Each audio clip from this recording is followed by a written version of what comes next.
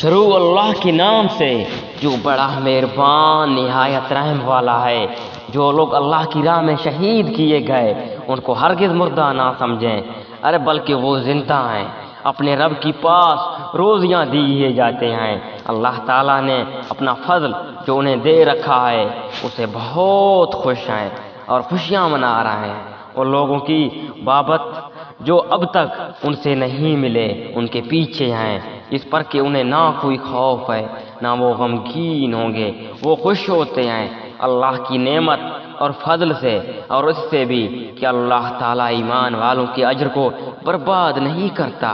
جن لوگوں نے اللہ اور رسول کے حکم کو قبول کیا اس کے بعد کہ انہیں پورے زخم لگ چکے تھے، ان میں سے جنہوں نے نیکی کی اور پرہیزگاری برتی ان کے لیے بہت زیادہ اجر ہے۔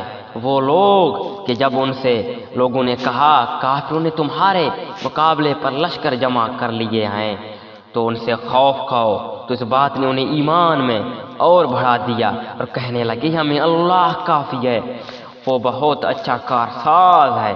نتیجہ یہ ہوا کہ اللہ کی نعمت و فضل کے ساتھ یہ لوٹے، انہیں کوئی برائی نہ پہنچی، انہوں نے اللہ تعالیٰ کی رضامندی کی پیروی کی۔ اللہ بہت بڑے فضل والا ہے۔ یہ خبر دینے والا صرف شیطان ہی ہے جو اپنے دوستوں سے ڈراتا ہے۔ تم ان کافروں سے نہ ڈرو اور میرا خوف رکھو اگر تم مومن ہو۔ کفر میں آگے بڑھنے والوں لوگ تجھے غمناک نہ کریں، یقین مانو کہ یہ اللہ تعالیٰ کا کچھ نہیں بگاڑ سکیں گے۔ اللہ تعالیٰ کا ارادہ ہے کہ ان کے لیے آخرت کا کوئی حصہ عطا نہ کرے اور ان کے لیے بڑا عذاب ہے۔ کفر کو ایمان کے بدلے خریدنے والے ہرگز اللہ تعالیٰ کو کوئی نقصان نہیں پہنچا سکتے، اور انہی کے لیے المناک عذاب ہے۔ کافر لوگ ہماری دی ہوئی مہلت کو اپنے حق میں بہتر نہ سمجھیں، یہ مہلت تو اس لیے ہے وہ گناہوں میں اور بڑھ جائیں، اور انہی کے لیے ذلیل کرنے والا عذاب ہے۔ جس حال پر تم ہی اسی پر اللہ تعالیٰ والوں کو نہ چھوڑ دے گا جب تک کہ پاک اور ناپاک کو الگ نہ کر دے۔ نہ اللہ تعالیٰ ایسا ہے کہ تمہیں غیب سے آگاہ کر دے، بلکہ اللہ تعالیٰ اپنے رسولوں میں سے جس کا چاہے انتخاب کر لیتا ہے۔